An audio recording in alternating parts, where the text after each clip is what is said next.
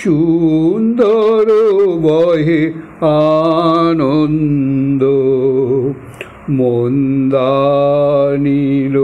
সমুদিত প্রেমচন্দ্র, অন্তর পুলকাকুল। সুন্দর বহে আনন্দ। মন্দানীল সমুদিত প্রেমচন্দ্র, অন্তর পুলকাকুল। কুঞ্জে কুঞ্জে জাগিছে বসন্ত পূর্ণ গন্ধ। কুঞ্জে কুঞ্জে জাগিছে বসন্ত পূর্ণ গন্ধে। শূন্যে বাজিছে রে অনাদি বীণা ধ্বনি। সুন্দর বহে আনন্দ। মন্দানীল সমুদিত প্রেমচন্দ্র, অন্তর পুলকাকুল। সুন্দর বহে আনন্দ। অচল বিরাজ করে সুসিতারা মণ্ডিত। সুমহান সিংহাসনে ত্রিভুবনেশ্বর। অচল বিরাজ করে সুসিতারা মণ্ডিত। সুমহান সিংহাসনে ত্রিভুবনেশ্বর।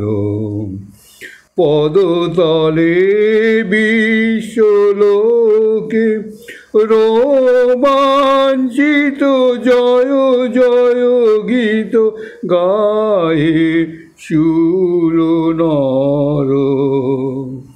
পদতলে বিশ্বলোকে রোমাঞ্চিত জয় জয় গীত গাহে সুর নর।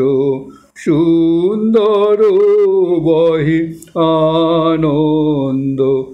মন্দানীল সমুদিত প্রেমচন্দ্র, অন্তর পুলকাকুল।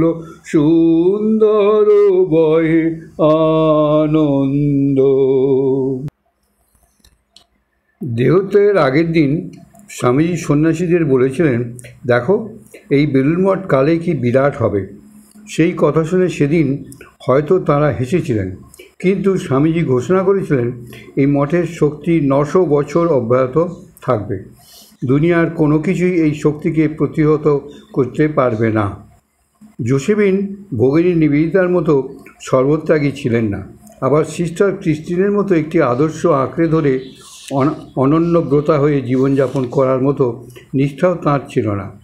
কিন্তু তা সত্ত্বেও তাঁর নিজস্ব ভঙ্গিতে স্বামীজির চিন্তাধারা ও আদর্শের প্রচার রূপায়ণকেই তাঁর জীবনের উদ্দেশ্য বলে গ্রহণ করেছিলেন।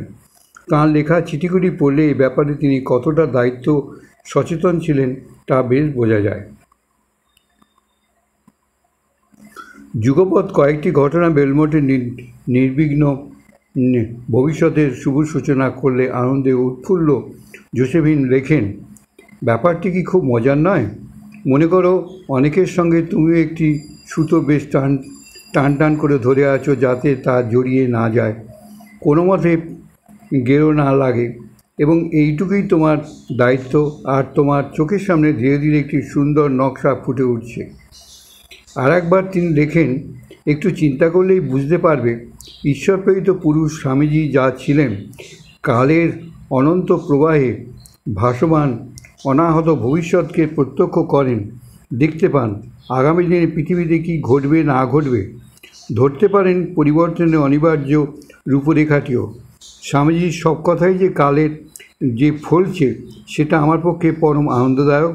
অবশ্য তার মানে এই নয় যে আমাদের সব দায়িত্ব চুকে গেছে, বরং বলবো তার বাণীর সত্যতা আজকের অনেকের সমস্যা সমাধানের পথ প্রশস্ত করে দিয়েছে।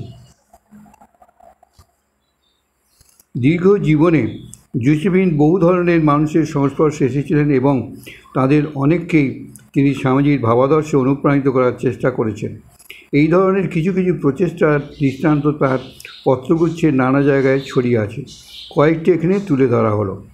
যে আদর্শের ঐশ্বর্য স্বামীজি আমার অন্তরে ঢেলে দিয়েছিলেন, আজ আবার সেই সবই হৃদয়ে উজাড় করে তাঁর ধনগোপাল মুখার্জির কাছে মেলে ধরতে পেরে মনে হচ্ছে আমার কাজ শেষ।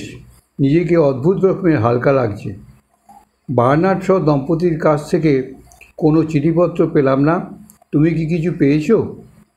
বার্নার্ড শ দম্পতি, আচ্ছা বাবা। লালিকের তৈরি স্বামীজির স্ফটিক মূর্তিগুলি ওদের পাঠিয়েছিলাম, পেলেন কিনা কে জানে। 2 মাস আগে শ্রীমতী শ মানে বার্নার্ড শকে আমি এই ব্যাপারে লিখেছিলাম, কিন্তু এখনও পর্যন্ত কোনো উত্তর পাইনি। বার্নার্ড শয়ের 88তম জন্মদিন উপলক্ষে নিউ ইয়র্ক টাইমস তাঁর একটি ছবি ছাপে। ছবিতে দেখা যায় করাত দিয়ে বার্নার্ড শ কাঠ চেরাই করছেন। সেই ছবিটি দেখে তাকে লিখলাম, দুজনেই আমরা 80-র কোঠায়, কিন্তু আপনি এখনও কর্মঠ, আর আমার ব্যায়াম ট্যায়ামের কোনো বাড়াই নেই। চিঠি লেখার সঙ্গে সঙ্গেই তার সুন্দর হস্তাক্ষর লেখা একটি পোস্টকার্ড পেলাম। তাতে লেখা, প্রিয় জোসেফিন, আপনার চিঠি পেয়ে কী খুশিই না হয়েছি। গত 12ই সেপ্টেম্বর শ্রীমতী বার্নার্ড শ দেহ রেখেছেন। তার ঠিক কয়েকদিন আগে আমরা দুজন আপনার কথা বলা বলি করছিলাম। ভাবছিলাম আপনার কি হলো। আপনি বরাবরই আমাদের বিশেষ বন্ধু ছিলেন, এখনও তাই আছেন। আমাদের আশা ছিল হলসক্রফটে আমরা আবার একসঙ্গে মিলিত হব, কিন্তু সবার চোখের আড়ালে আমি অপেক্ষাকৃত ভালোই আছি। ভয়ঙ্কর বুড়ো হয়ে গেছি, বার্নার্ড শ বলছেন, ভয়ঙ্কর বুড়ো হয়ে গেছি। জি বার্নার্ড শ। বলা বাহুল্য, চিঠি পাওয়া মাত্রই জবাব দিলাম, লিখলাম, এই নতুন পৃথিবীতে আমাদের অনেক কিছু করণীয় আছে। এই প্রসঙ্গে উইলকক বাংলাদেশের সেচ প্রকল্প নিয়ে কেমন মেতে গেছেন সে কথাও তাকে জানালাম। 26শে ফেব্রুয়ারি লর্ড লিটন লিখে জানিয়েছেন, বেলমোটে গিয়ে আমরা অপার আনন্দ পেয়েছি। সেখানে যেন স্বর্গের শান্তি জমাট বাঁধা আছে। সেই আনন্দের স্মৃতি বহুদিন আমার মনে থাকবে।